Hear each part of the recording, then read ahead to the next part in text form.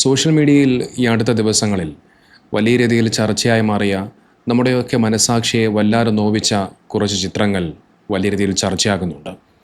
ഇതാണ് ആ ഒരു ചിത്രം. നമ്മൾ ജീവിക്കുന്ന ഈ ഒരു 21-ാം നൂറ്റാണ്ടിലെ ആധുനിക സമൂഹത്തിൽ നിന്നുള്ള ഏറ്റവും സങ്കടകരമായ ഒരു കാഴ്ചയാണിത്. തോളിൽ വലിയ സ്കൂൾ ബാഗും തൂക്കി ഇടുങ്ങിയ രണ്ട് മതിലുകൾക്കിടയിലൂടെ ശരീരം വശത്തോട്ട് ചരിഞ്ഞ് സ്വന്തം ചുമരിലുരസി ശ്വാസം മുട്ടി കടന്നു പോകാൻ ശ്രമിക്കുന്ന രണ്ട് പിഞ്ചുകുട്ടികൾ. ഈ കുട്ടികൾ ഇത്തരത്തിൽ കഷ്ടപ്പെട്ട് കടന്നു പോകുന്നത് വേറെ എവിടേക്കുമല്ല, സ്വന്തം വീട്ടിലേക്കാണ് പോകുന്നത്. ആ കുഞ്ഞുങ്ങളുടെ മുഖത്തെ നിസ്സഹായതയും സങ്കടവും കാണുമ്പോൾ ഏതൊരു മനുഷ്യൻ്റെയും ഉള്ളൊന്ന് പിടഞ്ഞു പോകും. മനസ്സിൽ ഒരൊറ്റ മനുഷ്യത്വം പോലും ഇല്ലാതെ അയൽവാസിയുടെ സ്വാർത്ഥത കൊണ്ട് വഴി നിഷേധിക്കപ്പെട്ട ഒരു കുടുംബത്തിൻ്റെ നേർക്കാഴ്ചയാണിത്. തമിഴ്നാട്ടിൽ നിന്നുള്ളതാണ് ഈ ഒരു ദൃശ്യമെന്ന് പറയപ്പെടുന്നു. സോഷ്യൽ മീഡിയയിൽ ഒന്നടങ്കം ചർച്ച ചെയ്ത ഈ ഒരു ചിത്രം നമ്മളോട് പറയുന്നത് വലിയൊരു ക്രൂരതയുടെ കഥയാണ്. അവിടെ ആ ഇടുങ്ങിയ മതിലുകൾക്കിടയിലെ ദുരിതം ആ കുരുന്നുകളിൽ മാത്രം ഒതുങ്ങുന്ന ഒന്നല്ല.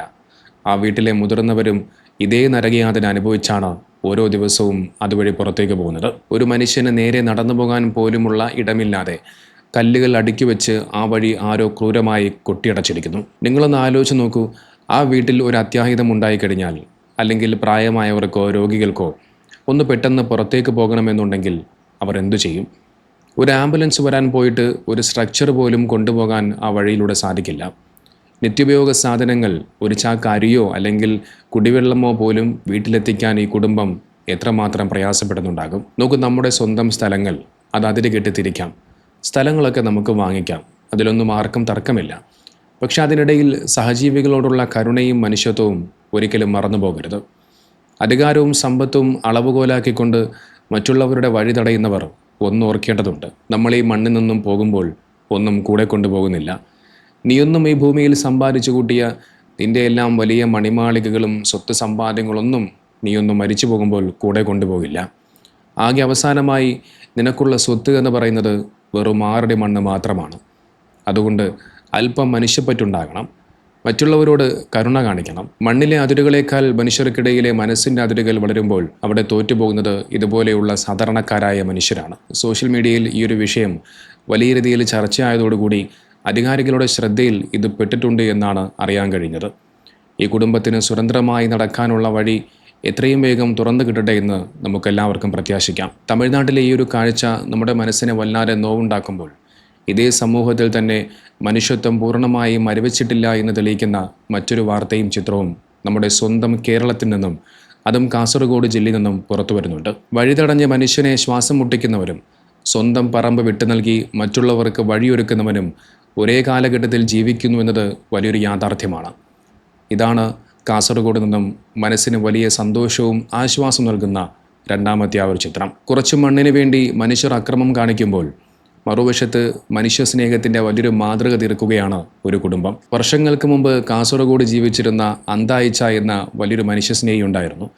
അദ്ദേഹം തൻ്റെ വലിയ വീട്ടുപറമ്പിൽ നിന്നും 5 സെൻറ്റ് വീതം പാവപ്പെട്ട കുറച്ച് മനുഷ്യർക്ക്, ഇവിടെയുള്ള കുടുംബങ്ങൾക്ക് അദ്ദേഹം വീതിച്ച് നൽകുകയാണ്. പാവപ്പെട്ടവർക്ക് തലചായ്ക്കാൻ ഒരിടം നൽകിയ ആ മഹാമനുഷ്യൻ അന്ന് ആ കുടുംബങ്ങൾക്ക് സഞ്ചരിക്കാൻ വേണ്ടിയിട്ട് തൻ്റെ വീടിൻ്റെ ഇടതുവശം ചേർന്ന് 3 അടി വീതിയുള്ള ഒരു നടവഴിയും അദ്ദേഹം നൽകിയിരുന്നു. വർഷങ്ങളോളം ആ കോളനിയിലെ ആ മനുഷ്യർ ആ 3 അടി വഴിയിലൂടെയായിരുന്നു അവർ യാത്ര ചെയ്തിരുന്നത്, പുറത്തേക്കൊക്കെ പോയിരുന്നത്. എന്നാൽ പിന്നീട് കാലം കടന്നുപോയി. അന്തായിച്ച എന്ന് പറയുന്ന ആ മഹാമനുഷ്യൻ ഈ ലോകത്തിൽ നിന്നും വിട പറഞ്ഞു. കഴിഞ്ഞ ഒരു അവധിക്കാലത്ത് ആ കോളനിയിൽ വലിയൊരു സങ്കടം നിഴലിച്ചു. അവിടെ താമസിക്കുന്ന 2 പേർ അടുത്തടുത്ത ദിവസങ്ങളിലായി മരണപ്പെടുകയാണ്. ഒന്ന്, ഒരു വീട്ടിൽ നിന്നും ഒരു ചെറുപ്പക്കാരൻ മരണപ്പെട്ടു പോകുന്നു. മറ്റൊന്ന്, ആ ചെറുപ്പക്കാരൻ മരിച്ച ആ ഒരു മരണ വീട് സന്ദർശിച്ച് തിരിച്ചു പോകുന്ന സമയത്ത് തൊട്ടുപിറകിലെ വീട്ടിലെ ഒരു മധ്യവയസ്കയായ സ്ത്രീ അവർ മരണപ്പെട്ടു പോവുകയാണ്. അങ്ങനെ 2 മരണങ്ങൾ ഒരുമിച്ച് വന്നതോടുകൂടി ആ പ്രദേശം ആകെ സങ്കടത്തിലായി. പക്ഷേ ആ സങ്കടത്തേക്കാൾ വലിയൊരു പ്രതിസന്ധി ആ കുടുംബങ്ങൾ അവിടെ നേരിട്ടു. മരണപ്പെട്ടവരുടെ ഭൗതിക ശരീരം അഥവാ മയ്യത്തുകൾ പുറത്തേക്ക് കൊണ്ടുപോകാൻ ആ 3 അടി വഴി ഒട്ടും തികയുമായിരുന്നില്ല.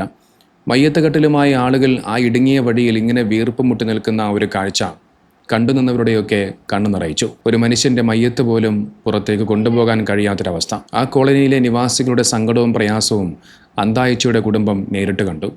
അവർക്ക് ആ സങ്കടം സഹിക്കാനായില്ല. അന്തായിച്ചയുടെ ഭാര്യ ബി ഫാത്തിമ ഹജ്ജുമ്മയും മക്കളും ചേർന്ന് ഉടൻ തന്നെ ഒരു വലിയൊരു തീരുമാനമെടുക്കുകയാണ്. ആ 3 അടി വഴിയിലേക്ക് അവരുടെ സ്വന്തം പറമ്പിൽ നിന്നും 5 അടി സ്ഥലം കൂടി വിട്ടു നൽകി മൊത്തത്തിൽ 8 അടി വീതിയുള്ള വലിയൊരു വഴിയാക്കാൻ വേണ്ടി അവർ തീരുമാനിച്ചു. അത് പിന്നീട് ഒരു വണ്ടിക്ക് പോലും സുഖമായി കടന്നു പോകാൻ കഴിയുന്ന ഒരു റോഡ് പോലെയായി മാറി. അന്തായിച്ചിയുടെ ഭാര്യ ബി ഫാത്തിമ ഹജ്ജുമ്മ തന്നെ അവിടെ നേരിട്ടെത്തി ആ ഒരു പുതിയ വഴി കുടുംബാംഗങ്ങൾക്കായി അവർ തുറന്നു നൽകുകയാണ്. ആ നന്മ നിറഞ്ഞ പ്രവർത്തനത്തിൻ്റെ ചിത്രമാണ് നിങ്ങളിപ്പോൾ ഇതിൽ കാണുന്നത്. ഈ സംഭവവുമായി ബന്ധപ്പെട്ടുകൊണ്ട് ഈ കുടുംബത്തിലെ ഒരു വ്യക്തി അദ്ദേഹം സോഷ്യൽ മീഡിയയിൽ എഴുതിയ കുറച്ച് വരികൾ എൻ്റെ ശ്രദ്ധയിൽപ്പെട്ടു. അദ്ദേഹം എഴുതിയത് ഇങ്ങനെയാണ്: ഒരു കോളനിക്കരികിലാണ് എൻ്റെ വീട്. വീടിന് ഇടതുവശം ചേർന്ന് 3 ഫീറ്റ് വീതിയുള്ള നടവഴി. അതിനപ്പുറത്ത് ചെറിയ ഇടത്തരം വീടുകൾ. വർഷങ്ങൾക്ക് മുമ്പ് എൻ്റെ ഭാര്യ പിതാവ് അന്തായിച്ച എന്ന മനുഷ്യസ്നേഹി പാവപ്പെട്ട കുറേ കുടുംബങ്ങൾക്ക് 5 സെൻറ്റ് വീതം വീട്ടുപറമ്പിൽ നിന്നും വീതിച്ചു നൽകിയത്. അപ്പോൾ വഴിയായി വെച്ച 3 ഫീറ്റ് നടവഴിയാണ് വീടിൻ്റെ ഇടതുവശം ചേർന്ന്. വീടിന് വലതുവശവും പിറകിലും അതിസമ്പന്നരുടെ മണിമേടകൾ. കഴിഞ്ഞ അവധിക്കാലത്ത് ഇടത്തരം വീടിലൊന്നിൽ ഒരു ചെറുപ്പക്കാരൻ മരിച്ചു. ഒപ്പം മരിച്ച വീട് സന്ദർശിച്ച് തിരിച്ചു പോകവേ തൊട്ടു പിറകുവശത്തെ വീട്ടിലെ ഒരു മധ്യവയസ്കയും. ആകെ സങ്കടത്തിലേക്ക് വീണുപോയ ആ കോളനി അതിലേറെ സങ്കടപ്പെട്ടത് മയ്യത്ത് കൊണ്ടുപോകാനാവാതെ ആ 3 ഫീറ്റ് വഴിയിൽ വീർപ്പുമുട്ടി നിന്നപ്പോഴാണ്. ഇന്നതിന് പരിഹാരമായിരിക്കുന്നു. ആ 3 ഫീറ്റ് വഴി ഒരു 8 ഫീറ്റ് റോഡായി. അതിൻ്റെ ഉദ്ഘാടനം നടത്തിയത് ഭാര്യ മാതാവ് അന്തായിച്ചയുടെ പത്നി ബി ഫാത്തിമ ഹജ്ജുമ്മ. പതിവ് പോലെ നാട്ടിൽ വിളിച്ചപ്പോൾ ചെറിയ മോൻ്റെ പരിഭവം. നമ്മുടെ വീട്ടുവളപ്പ് ചെറുതായതുപോലെ. അൽഹംദുലില്ലാ. നോക്കൂ, ആ കുട്ടിയുടെ ആ ഒരു നിഷ്കളങ്കമായ പരിഭവം കേൾക്കുമ്പോൾ നമുക്ക് തോന്നും അവരുടെ സ്ഥലം കുറഞ്ഞുപോയി എന്ന്. എന്നാൽ യഥാർത്ഥത്തിൽ അവരുടെ ആ സ്ഥലം കുറയുകയല്ല ചെയ്തത്. ആ കുടുംബത്തിൻ്റെ മനസ്സും അവരുടെ പരലോകത്തേക്കുള്ള സമ്പാദ്യവും വലുതാവുകയാണ് ചെയ്തത്. വീട്ടുവളപ്പ് ചെറുതായെങ്കിലും ആ നാട്ടിലെ മനുഷ്യരുടെ മനസ്സിൽ അന്തായിച്ചയുടെ കുടുംബത്തിനുള്ള സ്ഥാനം ആകാശത്തോളം വലുതായി മാറി.